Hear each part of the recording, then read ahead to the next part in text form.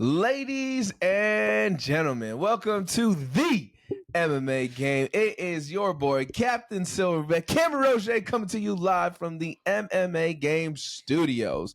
Today, we're going to be talking about UFC 312, Sean Strickland against DDP, taking place down under.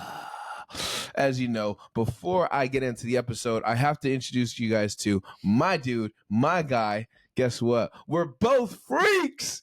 My dude, Ryan Cariss. Cariss, what's the word? Yo, my guy, my dude, my gunner, my freak.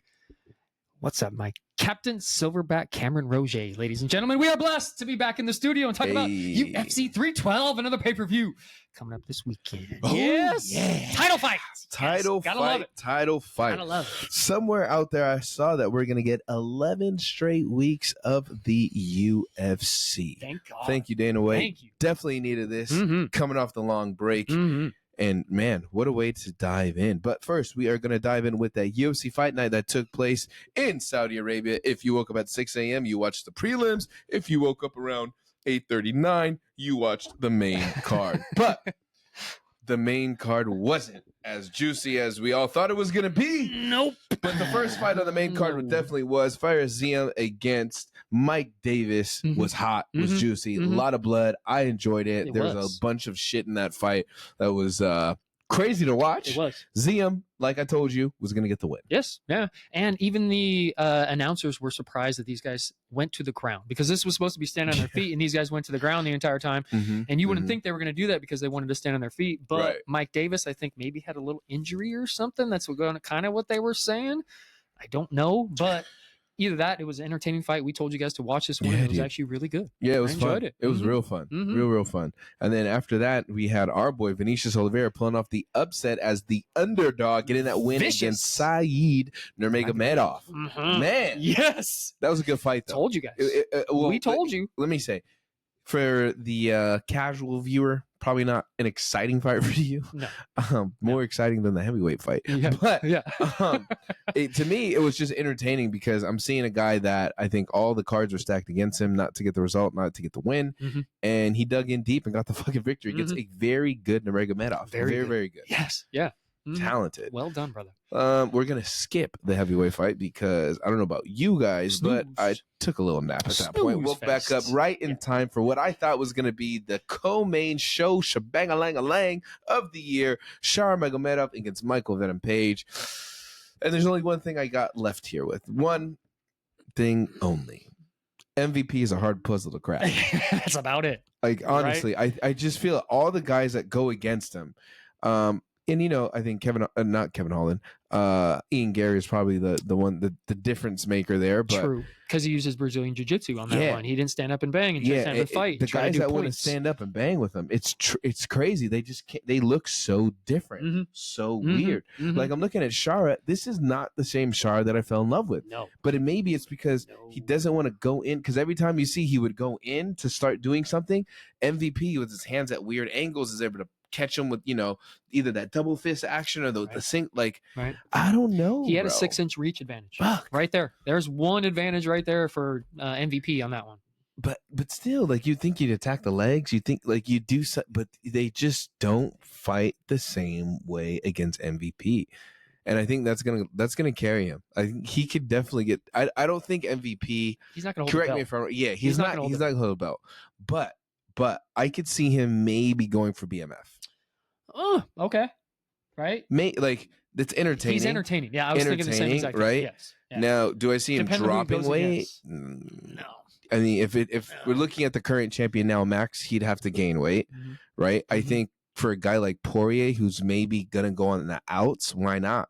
Like, MVP against Poirier, okay. Like, he doesn't have to cut weight. He can go up in weight. Maybe depending on where they do that at.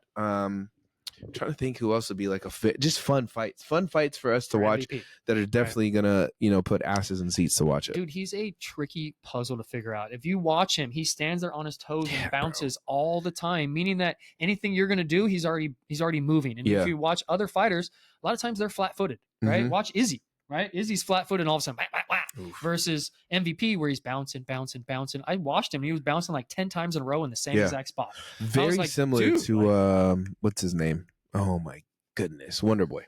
Yes. Very similar, but a little bit lighter on his feet. I noticed. Maybe it's like the fact he's a little bit. He's more of a points versus Wonder Boy. Man. But dude, to figure him out, Shara just looked beyond uncomfortable. Yeah, he didn't know when to go, didn't know when to stay back, didn't want to go forward, and all of a sudden he got popped, and you're like, wait, like why are you getting hit? Like why are you having this problem right now? And it's because MVP's so unorthodox. With this stuff. Yeah, I saw that. Crazy. Yeah, but other than that, like that's why MVP is such a tricky puzzle to figure out, and that's why he wins his fights because he's so smart with his game. He's back and forth, right and left, in and out, up and down, throwing knees, throwing fists, throwing that jab, hands down by his side. Like, dude, he's just fun to watch. Like I've said that. Yeah. Right. So yeah, he definitely is, and I honestly I can't wait to see both these guys back in.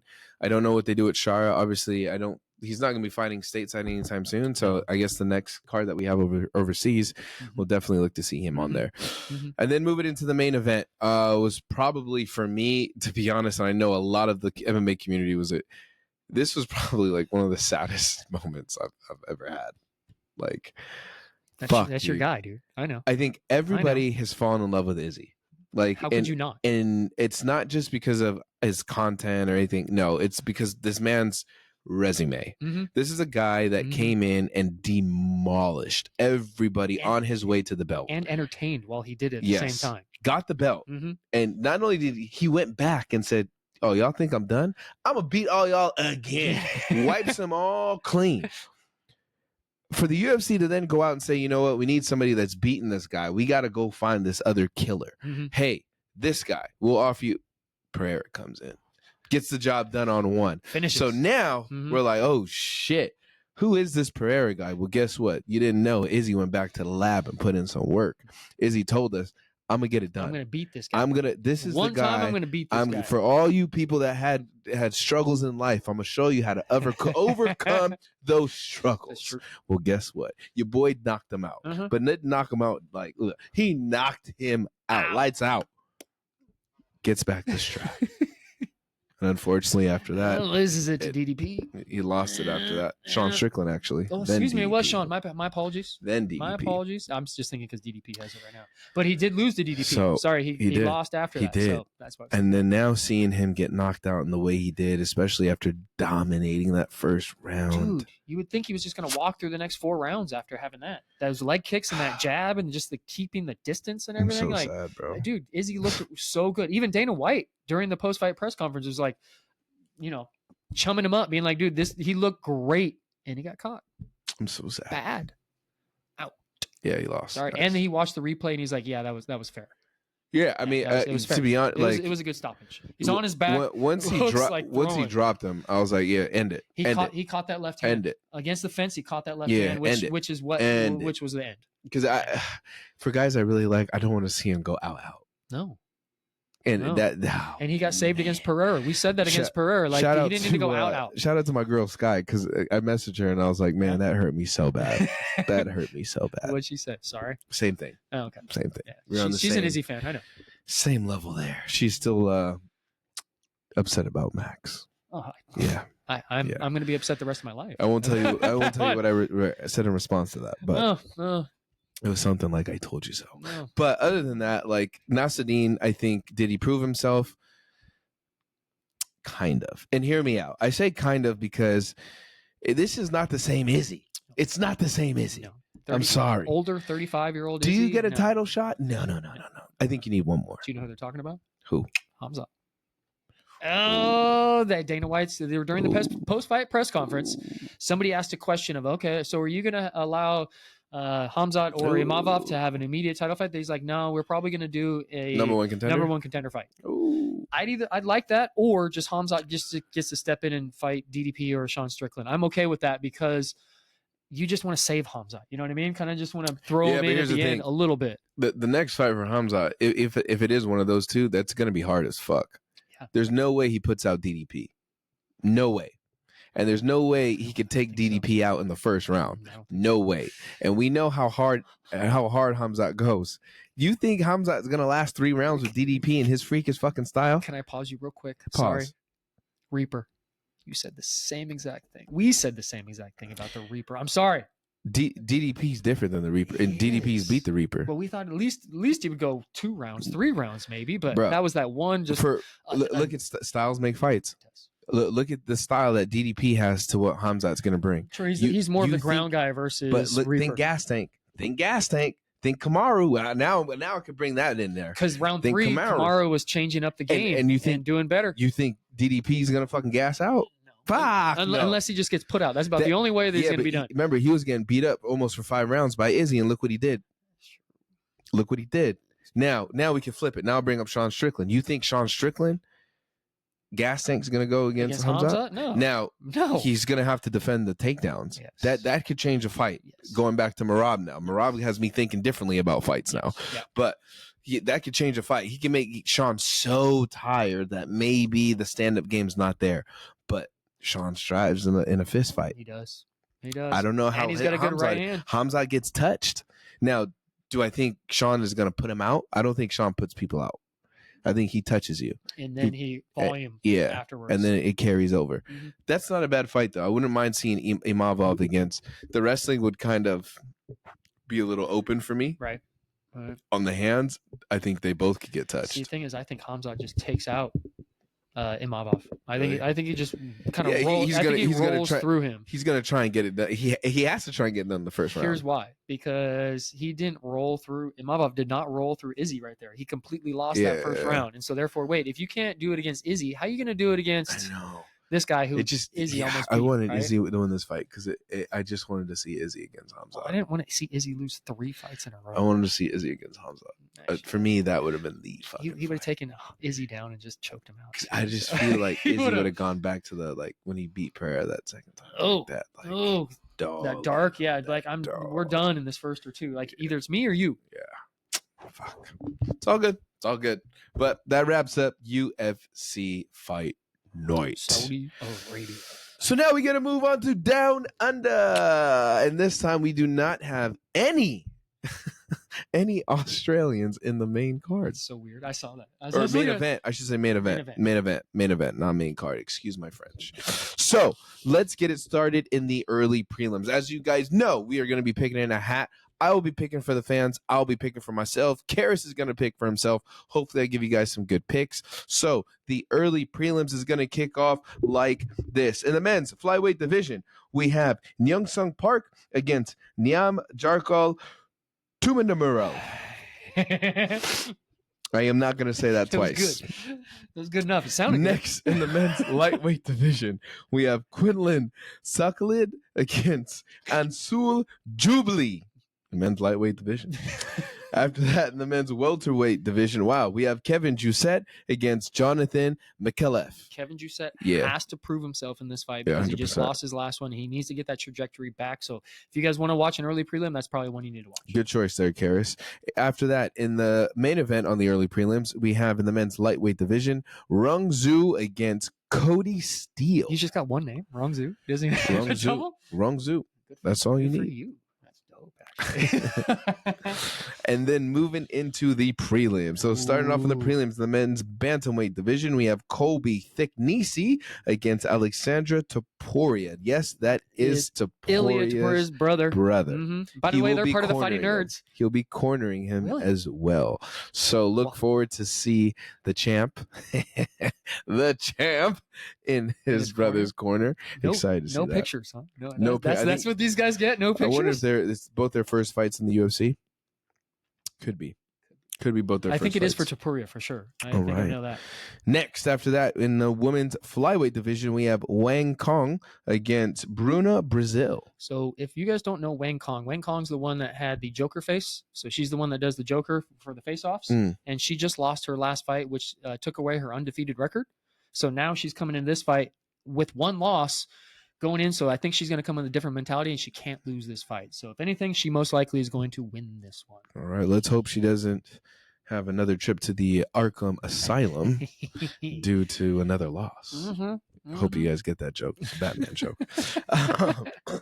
In the men's lightweight division, we have Tom Nolan against Vyacheslav Borkishev. That just sounds like a scary-ass Russian name. Pretty big dude, actually. Jesus Christ. All right. And then in the main event, this one's going to be juicy. In the prelims, this is going to be Jack Jenkins against Gabriel Santos the men's featherweight division. Jack Jenkins. That one will be juicy. Jack Jenkins is coming off a win against, I want to say Alberto Burns, which is Gilbert versus brother. Right? So that should be a good win. And also, Gabriel Santos is coming off a win against Yizha. Did you have a pick name for early prelims or prelims of Fight of the Night? Ooh. Did you have an idea? You know what? Yeah. Because I've been hearing a lot of hype about this guy, and I kind of want to see him a little bit. I'm gonna go with the champ's brother, Alexander Topuria. Oh, you're going with the UFC debut. I'm going with the debut. Yeah, because they got to throw. Okay. Yeah. Because they got to come out entertaining, and obviously being a Topuria supporter myself, I got to come out and rep my boy El Matador. I'm thinking the main event on the prelims is going to be a good little banger, right? Jack Jenkins likes to throw hands. He likes to kick legs. By the way, he's broken 3 people's legs by throwing leg kicks. Yes. Leg kicks. Yeah, so broken. Not stop. Broken. That guy throws. That'll be a good one. That guy throws. All right. Picks from the hat. Here we You doing fans? You doing you? Go. We'll do fans first. Fans first. I want Jack Jenkins. If anything, I got 2 of them, so one will be for me. Okay. Nolan. I got Tom Nolan that's a good for one. the fans. Oh, actually, I don't know because Borshev right there. All right. And then for myself, I got Kevin Jousset. Did you really? Yes, I did. So that's a good one. I hope Kevin gets it done. He needs this one. Jubal. Who? I got Jubal. Jubal. Nothing on that one. There is Jubilee. You got Ansel Jubilee, who is coming off a loss his last fight against Breeden by KO TKO. I'm not happy about this one today. He's 7-1 though. He's 7-1 going against another 7-1. So you never know. Somebody will be leaving that fight 7-2 though. Okay. 7-2. So let's hope it's not your guy leaving that fight 7-2. All right. Now, moving into the main card. We do have 5 fights on this one, guys. So get in your seats. Get ready because here we go. In the men's welterweight division, we have Jake Matthews against Francisco Prado. Ooh, in the welterweight division of 170 pounds from Australia. First Australian to fight on the card. Yes, Jake, this Celtic kid Matthews is the favorite in this fight at -205. He is 29 years old, stands at 5'11", and his fighting style is freestyle. He's got 27 professional fights, 20 victories and 7 defeats, 6 wins by KO, 7 wins by submission, and 3 first-round finishes. He is coming off of Tough Nations. Yes, Tough Nations. That's a good little one. To where he has 20 UFC fights, 13 victories, and 7 defeats, currently coming off a decision victory over Phil Rowe back in June of 2024. That's a good win. Phil Rowe's a good little fighter. From Argentina, Francisco Prado is the underdog in this fight at +170. He is 22 years old, stands at 5'10", and his fighting style is MMA. He's got 14 professional fights, 12 victories, 2 defeats, 6 wins by KO, 6 wins by submission, and 9 first-round finishes. He's got 3 UFC fights, 1 victory and 2 defeats, unfortunately. Currently coming off a decision defeat to Daniel Zellhuber, which is who we chose during this fight, saying they're going to win back in February of 2024. I think I'm going with the Celtic kid, Matthews, on this one. I don't know why. I kind of want Prado, but at the same time, I'm like, I'm just going to go with the favorite. I'm going to go with the Australian, the local. Yeah, I'm going with the local. I'm going Jake Matthews as well. Cool. I will go with Jake Matthews. In the next one, in the men's light heavyweight division, we have Jimmy Crute against Rodolfo Bellato. Ooh, in the light heavyweight division of 205 pounds from Australia, we're going to have Jimmy Crute is the underdog of this fight at +120. He is 27 years old, stands at 6'2", and his fighting style is MMA. He does have 17 professional fights, 12 victories, 4 defeats, and 1 draw. 5 wins by KO, 4 wins by submission, and 8 first-round finishes. He's coming off of Dana White Contender Series Season 2, where he has 9 UFC fights, 4 victories, 4 defeats, 1 draw. Not the greatest. He's coming off of submission defeat from Alonzo Menefield back in July of 2023. From Brazil, Rodolfo Traitor Bellato is the favorite in this fight at -142. He is 28 years old, stands at 6'3", and his fighting style is MMA. He's got 14 professional fights, 12 victories, 2 defeats, 7 wins by KO, 4 wins by submission, and 8 first-round finishes. Coming off of Dana White Contender Series Season 6 and Season 7, he's got 14 UFC fights. So, excuse me, 14. He's got 1 UFC fight. The U look like a 4. Okay. I can't write all that well. 1 UFC fight, TKO victory over Ior Porteria back in December of 2023. We're a little bit upset about that because Ior just got kicked out of the UFC just this past week. Yeah. A little upsetting because we like Ior. Think he's a good little fighter, but it is what it is. Jimmy Crute is not going to win this fight because Rodolfo Traitor Bellato. Yeah, you know the only reason why I'm going with like Rodolfo spin, is because he beat Ior, and I really like Porteria. Like, fuck. See why? Why do we like Porteria? I don't know what it is, but for some reason I don't know. I don't know what it was. The look, maybe the way he fights. When he was winning. He would go after him, dude. He would when he was winning. But yeah, sometimes Father Time don't fucking play. All right. Next, after that, guys, we have the big boys in the men's heavyweight division. We have Justin Tafa against Tallison Teixeria. By the way, this fight was on the preliminary card. Somebody got dropped out of the main card in order for these guys to step up to get to the main card. So it's not really a main card fight, but that's what we're going to have right now, right? Because of the heavyweight division of 265 pounds, the big boys. Somebody love the big boys, too. I know. From New Zealand, we have Justin Badman Tafa is the underdog in this fight at +130. Yeah. He is 30 years old, stands at 6 foot tall, and his fighting style is a striker. He's got 11 professional fights, 7 victories, 4 defeats, 7 wins by KO, 5 first-round finishes. He's got 9 UFC fights, 4 victories, 4 defeats, 1 no contest. I could have sworn I just said that. He's coming off of a decision defeat to Carl Williams back in March of 2024. From Brazil, we have Tallison Teixeira Silva is the favorite in this fight at -155. Yeah. He is 25 years old, stands at 6'7", and his fighting style is MMA. He's got an undefeated professional record of 7 victories. He's currently coming off a Dana White Contender Series, where he's got where his fight where he won in September of 2024. This is currently his UFC debut. And that's why I say this was not supposed to be on the main card. It got moved to the main card because the fight fell out. I forget which one it was. But I'm going for the 6'7" undefeated Brazilian and Tallison Teixeira. Yeah, make that double. That's a double-double. Double-double. Good. All right. I just want a good fight on that one, to be quite honest, because we like the big boys. We want them to throw. We want to knock out. We want something I just hope all 3 of these fights are juicy because the next 2 fights for me are everything that I've wanted so far, right? Because the next fighter I'm going to mention, she is the challenger. I've been waiting to see her fight for the strap for a very, very long time. She's limping. Is she hurt? She was limping. Oh, she pulled out of the fight. What do you know? Somebody called it and we saw her in person. And I was bummed. I was bummed then. Same here. I was like, wait, she's hurt. Like she's fully limping right there. That was an obvious limp. Crazy. But here we go. Now we're going to talk.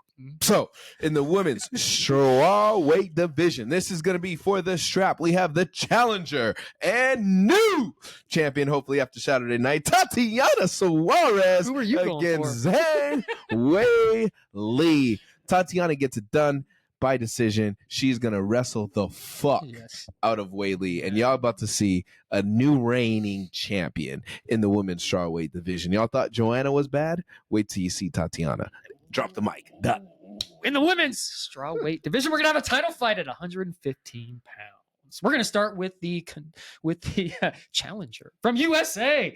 UFC's #1 ranked strawweight in the world. Tatiana Suarez is the pick'em on this fight at -110. Oh, wow. Yeah, that's why I waited on that one.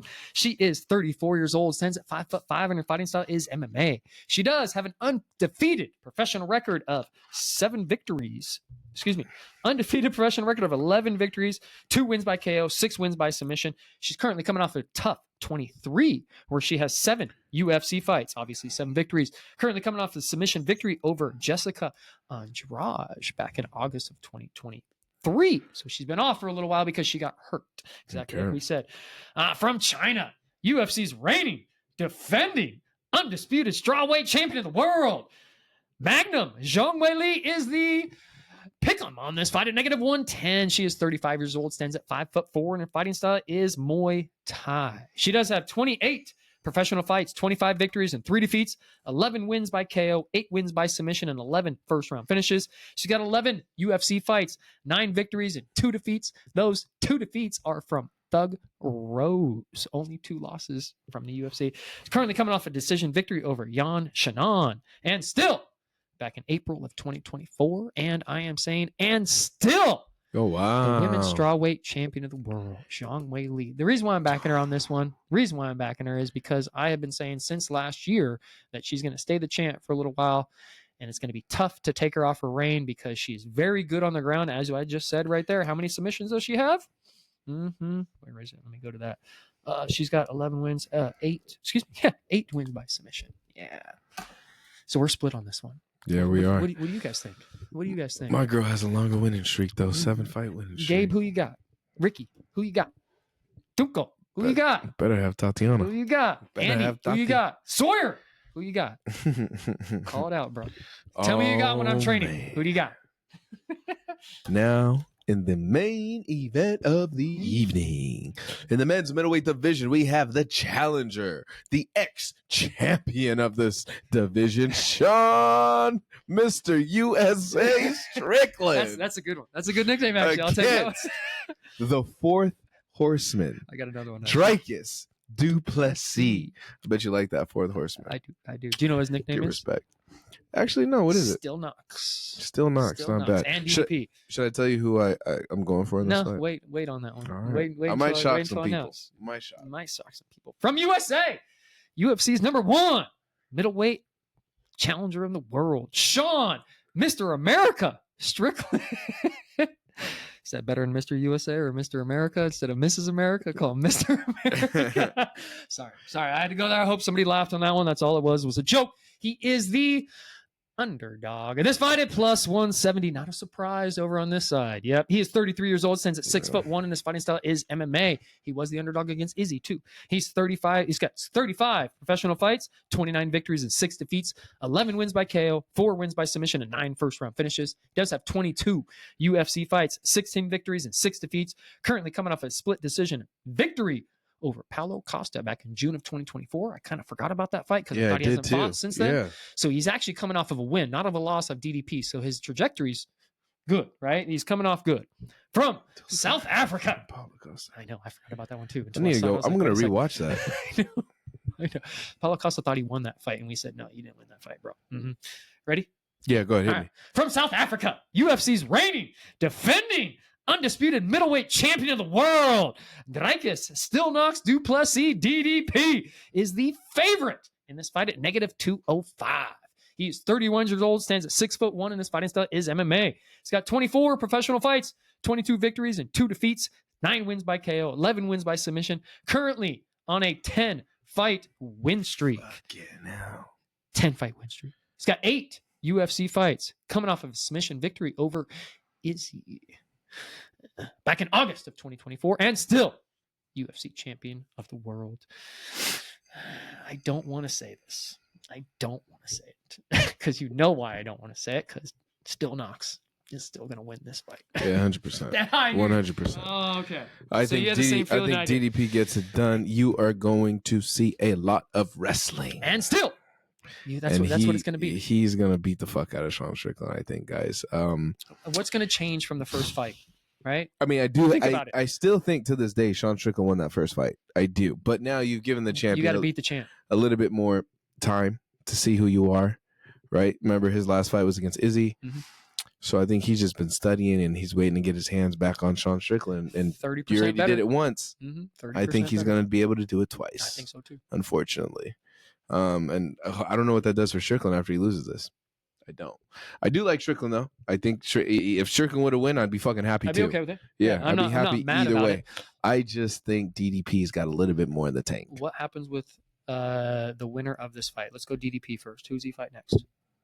Who's the next guy up? Is that the Hamzat, or is that the... Preferably, I just don't think Hamzat gets it done. But, I mean, I think you would have to... I give that bone to Hamzat. That one? Okay. Yeah.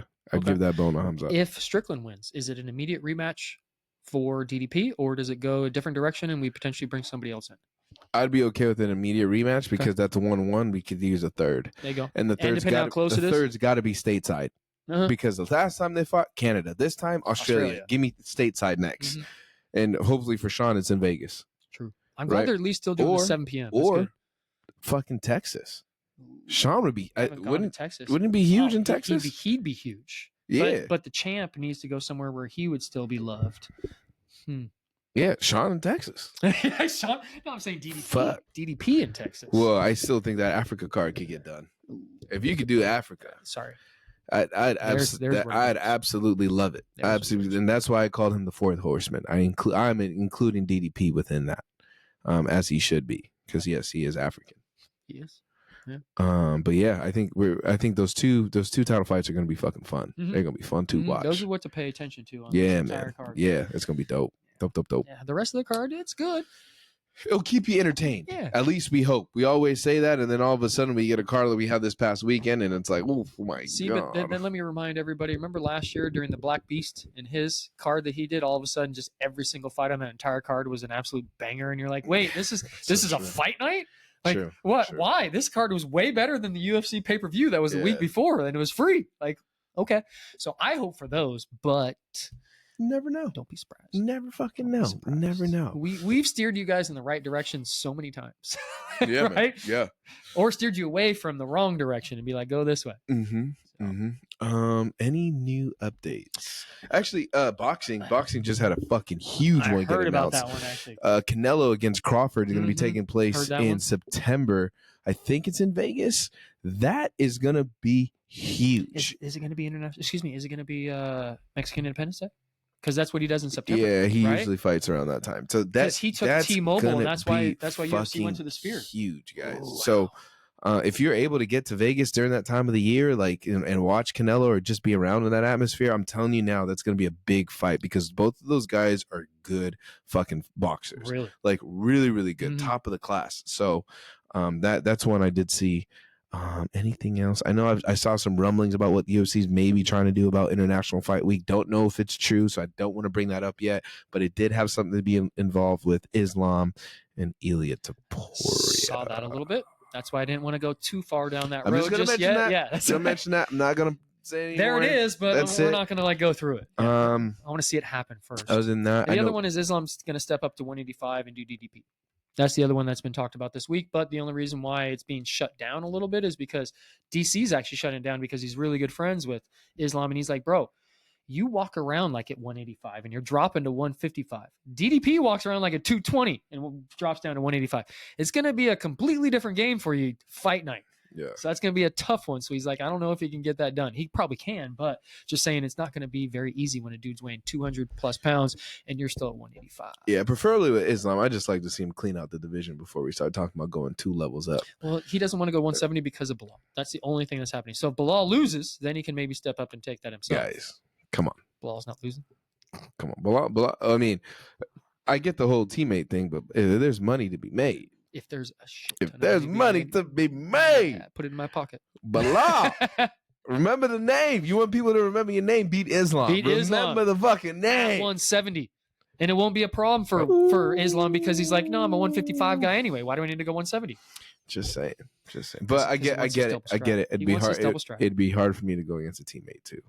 I completely agree with that. Speaking of teammates, yeah. What's up, teammate? Announce. Go ahead. I know you said it in the beginning a little bit. Yes, it's official. I have officially joined 10th Planet Poway. I'm extremely blessed. Yes. And happy for this. Yes, I'm still at City Boxing. I'm doing the double, but right now, training at both and super excited for the knowledge that's about to be given to me, for all the training partners that I'm going to create and have. Yes. And man, I'm juiced. And you're going to go to San Diego too. Yes. I know. With that being said, I am competing this weekend for the very first time at Naga. Am I nervous? My sister asked me that question, and you know what? Yes. I'm not.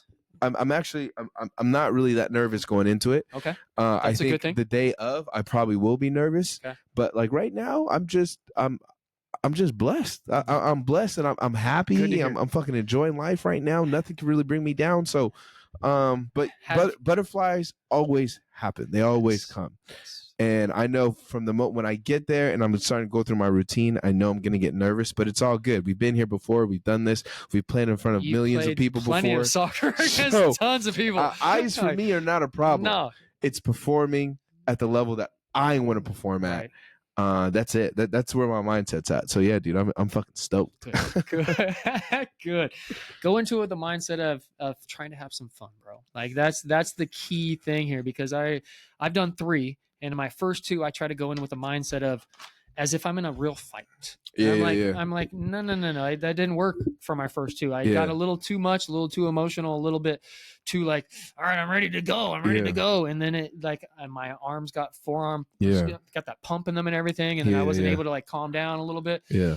But my last one and the third one that I went to, like I just went into it having some fun. Of course, the nerves were there, and I want to perform at my best. But I was much more calm, much more able to get to my positions and not worrying about it so much that I wasn't stressing and going through that. So that's my little suggestion. But other than that, dude, I think you're gonna kill it. I appreciate you. I think you're gonna have so much fun. You know, that's gonna be the other part. It's actually put me back in my mind frame of back when I used to play. Like my old teammates here are gonna laugh if they watch the podcast, but. I used to watch the same movie over and over again. So when I used to play, I used to watch the Arsenal Invincibles DVD when we won it. Like I'd rewatch it on game days, every fucking game day. So now my movie of choice is one of my favorite movies is Gladiator.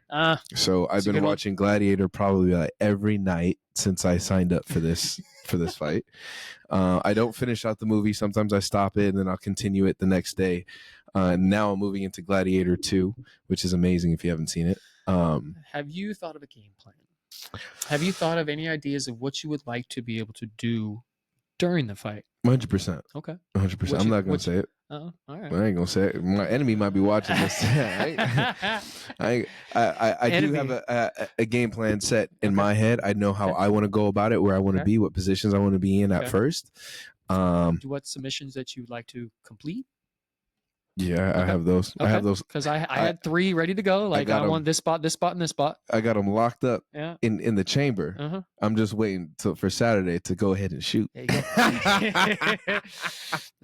That's good, because I was on my second match. I was able to perform one of the ones in my head. I wanted to get on somebody's back and do a rear naked choke, get his arm behind his back, lock it down there, and then lock it in. And I did that. So besides the fact that I'm not bragging here. Besides the fact that I won, to me, that was more of the win. I did what I wanted to go in and do. I just wanted to be able to compete, and I wanted to get a submission doing that. Right. And then the next competition, the third one that I wanted to do a head and arm triangle. And I almost had the guy in a head and arm triangle. I made a mistake, but those are the things that I wanted to do, and I got to those spots. So that's what made me happy about it, even though I lost the second one around. It's part, man. We talk about it all the time. It's fucking part of it. It is.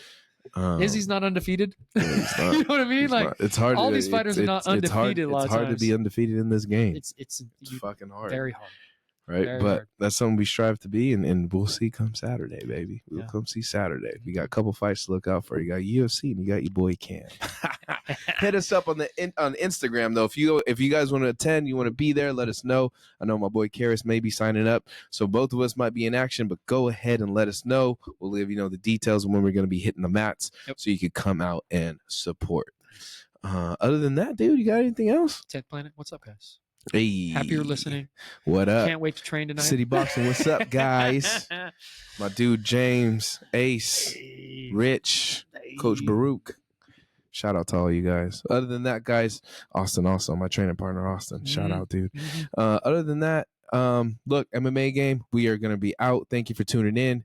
And guess what? We'll see you guys hopefully on Saturday. Down under. Peace.